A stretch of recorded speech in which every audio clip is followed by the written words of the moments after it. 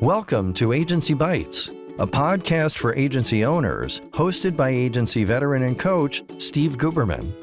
Agency Bytes is a podcast focused on delivering actionable agency information from agency experts in about 25 minutes. Why 25 minutes? Because who has the attention span for much more these days? And you can squeeze in a listen between meetings with time for a bathroom break or coffee refill before your next meeting. Welcome to Agency Bytes, a podcast for agency owners. I'm Steve Guberman from Agency Outsight, where I coach agency owners to build the agency of their dreams. Joining me today from Alaska, of all places, Pruitt, the CEO and president of Mosaic Media. They're a collection of media buying experts and creative strategists who negotiate, purchase, and monitor advertising space and airtime. So thank you so much for tuning in and joining me today, Marianne. It's great to see you again. Thanks, Steve, for having me on. I'm looking forward to the conversation. Talk about how you launched your agency, what that story was like, and why media buying of all things. So I had my career in media for a while. I've actually been in media for 20 plus years now, and it's evolved so drastically. And when we started Mosaic and founded Mosaic, we really found a need within the agency space, actually within digital tactics and media tactics.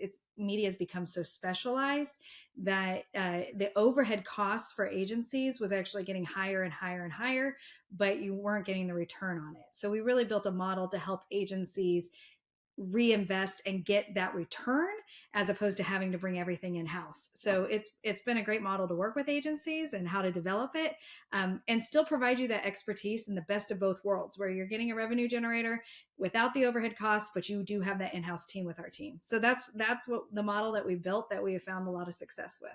So you're just buying, you're not doing creative, maybe you're doing strategy, but you're bolting on to other agencies who are not doing media buying. Yeah. And so we got into programmatic very early and doing digital behavioral targeting. And that has helped agencies a lot because it's something that you want to provide your clients, but it takes a lot of overhead to actually be able to do that in-house. So that's what we've developed and created with that. But we can help anything that's in that paid media space. We help agencies with and are able to come in and really provide the team with that additional team and that additional expertise that's just paying attention to the paid space. We don't do creative. We don't do anything else. We are just in that paid space. Is the strategy work that you would do something that a creative shop or I use the word traditional loosely, but a traditional marketing agency could bolt onto their bigger picture strategy of how do we integrate programmatic or paid media with other forms of marketing? Absolutely. So we come in and we work with your team. We talk with your team of what are you currently doing? Sometimes you already have a media team that is in-house that then we just partner with and make it more robust and make it a bigger team, more expertise team, and giving them the tools that they need. Other times we are the media team and we say, okay, what are you currently doing? This is where some strategies could fit in. And this is where we can see some things happening for your clients. And really, truly, at the end of the day, it's clients are asking for it and they want it. And media has become such an expertise, so almost confusing for clients of what to do because there's more options than ever before. And they really are looking for that strategist. And we find that clients want the experts at the table. They want, okay, you're great in this side, you're great on the creative, but you have experts that you work with in this space. They want that. So it provides that for agencies. And are you only working in partnership with agencies, or do you guys work direct to brand as well? We work with direct to brand, mostly with marketing in-house agencies. So if they have their in-house team, their in-house marketing team, we do work with direct to brand. We're very strong with agencies. We're not here to compete. We're here to help you, and we're here to help grow that side of it, and to really develop that piece. And the direct to brand side is really to make your team more robust. So we do have a team for each. So we have a team divided up where they're agency experts and then direct to brand experts as well. Yeah, I will say, I think an agency with a service line that complements another agency's service line where there's no competitive overlap is just a brilliant way to build biz dev funnel model, whatever you want to call that, where you're building the relationships and maybe together you're going hunting or they're going hunting and they're bringing you in. I just think that that's a great way to build a model of a service line that you have partnerships like indefinitely with. And we're all better together, frankly, and Yeah. we can come in and we have some agencies that bring us in because they just need programmatic, or they just need social buying, or they just need TV and radio. So it depends on what Hmm. you're looking for, and we're there to partner. But our goal at the end of the day is to make you stronger and better for your clients. We're not there to compete, we're there to help you, we're there to be part of your team. And where it goes the best is when we're part of the team, and we work together, we collaborate together, we are that arm for you, to be able to carry it out. Yeah. So yeah, I genuinely believe clients want the collaboration more and more. I think there's surveys and research that will tell you that they want the Hmm. collaboration. They don't want the competition, or backbiting, or various. No, we want to work together. We are so much better together than we are separated. Yeah, I agree with that. My approach to it is partnership based as opposed to competitive based. It always has been. But I will say I see a hard line between we're okay with partnerships coming together to service whatever versus we want an all in one on everything under one roof agency. And I think that's very short sighted. Not to say that there aren't all in one agencies that are awesome. I just feel like you can cherry pick the talent you want by doing a collaborative effort, right? Well, and I think if, as an agency, you know what your niche is and you know what you're providing, Hmm. clients are okay for you to bring the expert to the table. We also will white label and help you on that front. If they want an all in one, but you need that little expertise and that piece, we'll come in and help on that front too. For us, it's not our ego. We're there to help. There to help build the Yeah. brand. We're there to help along the line of what the client is looking for. So at the end of the day, yeah, I actually think majority of clients like the collaborative model. Yeah. Yeah, I would agree it's a majority base in that sense. Yeah. So you mentioned overhead is just ridiculous in the media space. What's up with this? I mean, I know Trade Desk and all that is insane, but research tools, like, why is it so out of reach for so many agencies?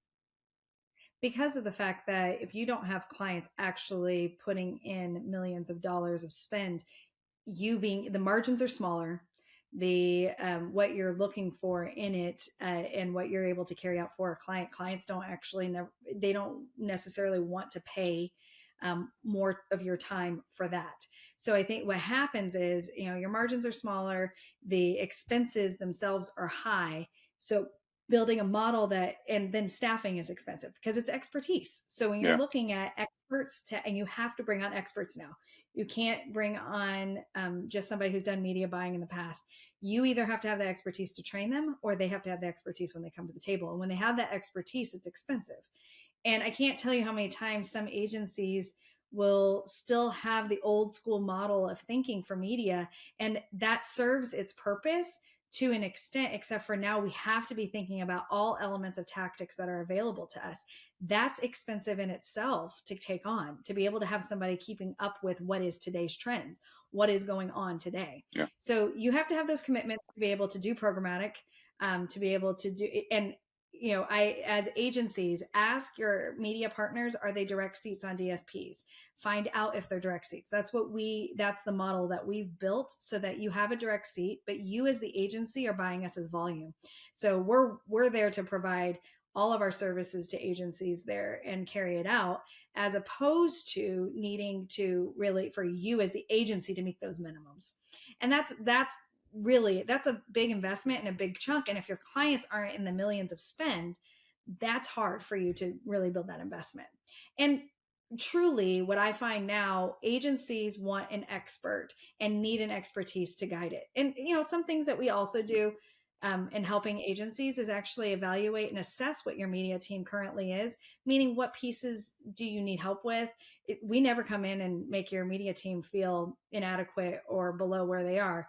We come in and say, okay, these are some areas of growth that we can see, and consult your media team on that front too, and really Mhm. help carry out those items. So there's all these different things under the paid space that has become so expertise, so expensive, so many various things, that you really do want to have an outside eye every once in a while come in and say, okay, are we doing this the right way? Yeah. And I get that. It makes perfect sense. You can't bring somebody in that, yeah, I know paid across all these, one channel or two channels, and so they've got to be niched in. But you referenced old school media. What do you define as that? Yeah. So, when I started in media over 20 years ago, you put your RFPs out, you went to media reps, you had TV, radio, print, outdoor. That's all you had. And you had to get your Mhm. proposals from them. You'd get an RFP, you'd get your rates, you put the plan together. Now in today's world, and I'm a big believer that all tactics still have a place. They're depending on Mhm. what your goals are as a buy, as a brand, as an agency, all tactics have a place, but how we're doing them is a little different. So if you're not looking at programmatic or behavioral targeting, and that's probably an interview for another time, is just to dive into what are the generational differences that we're seeing, what are the different programmatic tactics and behavioral changes that we're seeing, how do we make that happen? And so those are the elements that are taking place in this as you're building plans. So when you're looking at an old school model, it's a set it, forget it, order is placed, we're done. As opposed to, what are you doing daily to Mhm. optimize digital? What are you doing to make sure that you're doing A/B testing? Are you doing enough targeting in your programmatic? Are you doing targeting? Are you doing programmatic? Or are you going to a TV vendor for programmatic? That's another thing. That's going through a vendor versus going through a partner that has direct seats. These are all different ways of thinking that I think agencies think, and they have this idea that, yes, I'm doing programmatic, I'm going through a TV vendor. That's not programmatic. That's a form of programmatic, don't get me Right. wrong, but that's a diluted form of programmatic. There's multiple layers between you and a desk and you and that DSP. So you want to make sure that you have the elements outside of that, that you have that partner that can see on the back end, that is actually doing the bidding process, that is actually making sure that you're being optimized and targeting exactly where you want to go.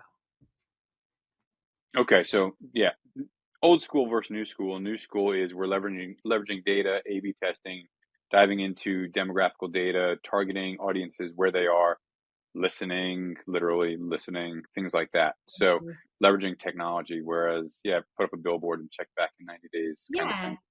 And so, too, 20 plus years ago, we would look at what are the demographics, and we'd go 18 to 54 is who I need to target. And truly, even then, Yep. 25 years ago, I'd go, the 18-year-old and the 54-year-old are totally different. But that's how we would target. Now, I fast Hmm. forward to where we are. I need to be looking at the 37-year-old woman that has a job, that has two kids, that drives an SUV, that has a dog, that, what are the behaviors? She gardens. Like, what are the behaviors that now I Yeah. can target based off of the product that I'm providing? And those are the key things. And we can target by job title now. We can target by Hmm. individual habits and behaviors. These are the things that we need to start thinking about. And it really is going back to the audience of one, looking at the audience of one and working back on the strategy and building the strategy there of what the audience of one really is. So I guess, is it safe to say that because there's massive amounts of data and really finite micro targeting, that while like a per ad or a per click whatever bid Mm-hmm. might be way smaller of an investment, you're doing so many more variations and targeting so many, uh, I guess, different groups, that the buys, the overall campaign buys, are still kind of what they used to be, just Yeah. split up so much differently. Well, I think there's less waste of your dollars when you're doing it this way, as opposed Hmm. to throwing anything to the wall to see what sticks. If we Hmm. if we maximize our budgets, now we have the tools to maximize our budgets. I remember, you know, all the adages of what we've heard in the past of, I know that my advertising is working, I just don't know which 50% of it's actually working. Those Right. types of things that we've all heard. I remember when I started in media, I had somebody say to, a sales manager, how do I know that my advertising dollars are working? And he goes, well, is your cash register ringing? Like things like that, where and now we can actually track conversions. We can actually track when they're on a client's website, how long, what are the heat maps on the client's website? What are they looking at? Are we converting them? What is that cost per impression? What is that cost per acquisition? What is our click-through rate? what are the things that they're looking at. Like there's so much more data available to us now that frankly, it's a dream. If 25-year-old Yeah. Mary, like a years ago, Mary Ann goes, oh my goodness, this is amazing that we can do this now. And so don't be scared of it. It's here and we need to lean into that. And frankly, clients are asking for it more and more. And so, yes, our dollars are being more efficiently spent and Mhm. there's less spend waste, frankly. Yeah, and even to your point earlier, like you can launch a campaign, you can look at the data, and you can refine things like on Yes. on the minute on the response to what is working and what is not. Where you used to not be able to do that. The TV buy is already placed. We have to wait for the month to end or whatever the heck it used to be. So what I was going to say is then you also have these better returns, but you're also looking at what data sets, what information is there for me to look at, but the optimizations and the brand quality and the brand safety measures that you can take as well. And that's a key piece of when you have a partner versus a vendor, that you're going to look and see and make sure that you have those brand safety measures put in place. We're looking regularly on the back end to make sure that you're not showing up on websites that you shouldn't be on, that you aren't just on MFAs, that you're not like, there's all these different things that you want to look at and make sure that you have that partner to optimize on your behalf. Yeah. No, so I'm curious as a marketer, and I have a really strong opinion about this. What are your feelings about, seeing the relevancy of ads that pop up in your social media based on things you're talking about, things, website you were just on that you didn't close the shopping cart on, or, I mean, literally just happened the other night. I showed my girlfriend something on my phone. I mentioned the brand. 5 minutes later, she's scrolling on her phone, and the brand shows up on her feed. What are your Yeah. feelings and thoughts on that? So actually, data will tell us, it depends on which generation you're in on how you feel about that. So Yeah. depending on your age, depending on your experience, is how you're going to be reactive to that. So the baby boomers, Gen Xers, they're going to be a little more standoffish on how you're doing it, where Gen Zs find this very helpful. And thank you for serving ads to me that I want to see, not that I don't want to see. And so it's a Yeah. very interesting dynamic of what we're seeing just in research and overall with the dynamic of generations. And that's another element of this whole media space, is how are we looking at the generational model, where generational marketing and generational targeting has changed, and it's frankly gone away, where the generational evolution of 20-year blocks of people can't continue to be just 20-year blocks of people, because the beginning of a generation and the end of a generation is evolving so much in that 20-year block. So just take an older millennial and a younger millennial, and that's night and day difference of what their experiences are, where an older millennial remembers never having the internet until they were a little older, and then where a younger millennial never remembers not having the internet. So these Yeah. are models there. So when it comes to ads being served, it really depends on your individual experience, and frankly your age and the demographic and the generation in which you're in, and your own experience that has been with media, internet consumption. Yeah, I personally love it. I would put a request out to the internet, show me more competitive ads.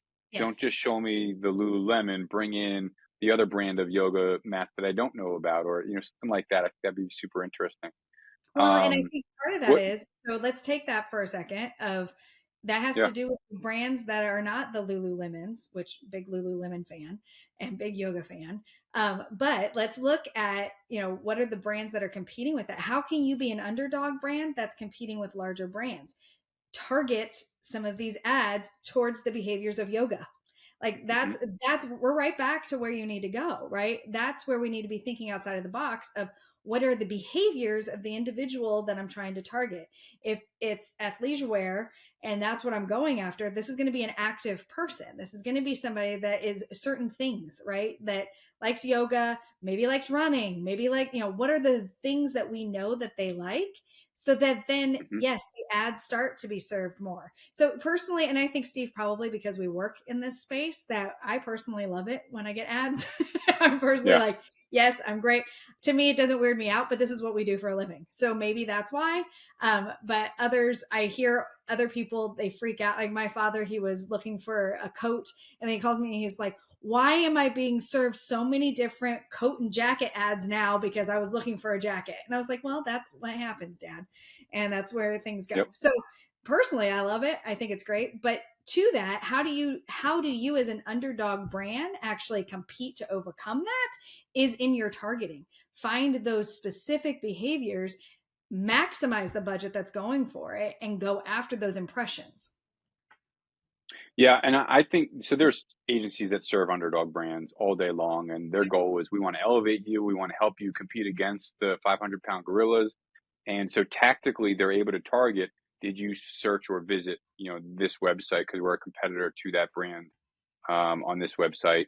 So I think there are some pretty interesting kind of guerrilla-esque ways of leveraging media, leveraging targeting and behaviors to, really, make that impact.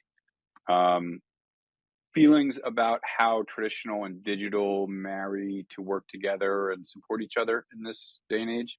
Yeah, so in today's world with traditional tactics, I really like, I say this often, we are still consuming traditional tactics, we're just consuming them differently, and we can target differently with them. So connected television is still television. I'm just consuming it through streaming and internet as opposed to through cable box and through broadcast. Right. So that we have to remember that. Same thing with radio. I'm still consuming radio. I just may be doing it as streaming audio as opposed to other things. So really the way in today's world that we can actually purchase and spread our dollars further when we're looking at the Hmm. behavioral targeting as opposed to just going to a specific station or just going to a specific group. I can say, okay, I want to go streaming audio and this is the behavior and the individual that I'm targeting. My budget's going to go so much further. That doesn't mean the smaller the market, the more local stations matter and the more local stations are going to have a place and a role. But television and broadcast television, where it's the most important, is in live events and TV, and when it comes to news and sports. Radio is going to be that consumption. Actually, we saw during COVID consumption of radio to the younger generations more than we had seen before. And why? Because they were trying to find out what was happening locally to them. What were the counts in their county? What were the restrictions that were taking place? And local radio was providing that information for them. So it's a very interesting Wow. dynamic. Yeah, so it's a very interesting shift that we actually saw in media consumption. Where we saw in our older generations, overnight they were on social media and online faster than we could have ever gotten them Yeah. there. They went and they did it all on their own. So it's a very interesting shift in dynamic, but all of these elements and more we have to be talking about an omni-channel approach. Depending on who, it starts back to that audience of one, who is our audience, how do we find them, and then what's our omni-channel approach to get there? Because let's take the farmer. Let's say your target audience is a farmer and they are in a rural community. Well, in the younger generations of a farmer, you're going to want to use digital tactics to find them, but they're still possibly going to watch the local news noon forecast because they need to see what the weather is going to be like for the next Mm. couple of days. And that noon midday forecast is going to matter. So you have to look overall, who is your target audience? Who is that audience of one that you're going after? Yeah, you got to be creative and surgical. You Yeah. mentioned COVID, and so I need to ask. The past few years have brought up some real challenging, I guess, changes in media. Yes. COVID, Apple iOS update, ad blockers. So it's just three things that I'm sure changed the entire nature of what you do and how media works for agencies. I mean, what really was the impact there? Yeah, COVID as a whole changed our consumption drastically. Frankly, it was an evolution of consumption that was going to happen eventually, but exasperated and just accelerated it quickly. So, like I said, the older generations all of a sudden were online, that they were never on social media platforms or anywhere before. Now Mm. they were. That's how they could keep in contact with their families. And then younger generations looked into old forms of media because they thought they were new. They actually started to consume old forms of media as if they were brand new tactics in their world. And they may have done it through apps or through an actual broadcast, but it didn't matter. They were consuming that tactic. So COVID changed things drastically. And I have a theory on this, and in the research side of it, of looking at anytime we have any kind of elevated event or any type of catastrophe, our bodies and our minds go into survival mode. And so what happens is you're over consuming information. You're trying to get as much information as you possibly can. And what took place during COVID, and this is my theory in it, is that we began to over consume information. Media was our way of consuming information. It was also our escape of too much information, hence binge watching and things like that, which is a totally different subject for a different day. But you look at the overconsumption of media, we were already over consumers. We were here. COVID brought it to here. The difference is with COVID, other catastrophes last 1 to 2 weeks and we come back down. COVID lasted months and years. So we never came back down. Yeah. So our overconsumption of information and our overconsumption of media stayed at an all-time high and has not come down. We are still here. That's why paid media is such an important part of our tactic. We can't sit there and think, oh, okay, you know what? I don't need paid strategies. I don't need to be thinking about paid strategies at all. When in reality, if we're not including paid strategies, we're missing the boat because our audiences are there. Yeah, I think paid is, if you think about, I'm akin to the peso model, paid, earned, shared, and owned. I think paid is got to be more than 50% of that pie of four, if not more. It's interesting to see the impact that it's had. Owned, right? So paid just exasperates that earned and owned, and it just makes it that much stronger. And the other thing is that as brands, as agencies, don't think that you have to have tens of hundreds of millions of dollars. Like you don't have to have the thousands and the millions. You need to have it's the strategy of what you're doing. And frankly, most clients can afford the paid. You're just not the one selling them the paid. You're not the one bringing that to the table for them. And most clients look for it and want that. And you just need to bring that to the table and really finding that partner to help you bring that to the table and bring that expertise. But don't think of the services as overly expensive that you can't provide it, that you're not able to actually do this and provide it for them. Because most clients can actually afford it. And most clients are looking for it. They just want somebody to help them to be able to outline what does this mean and navigate it.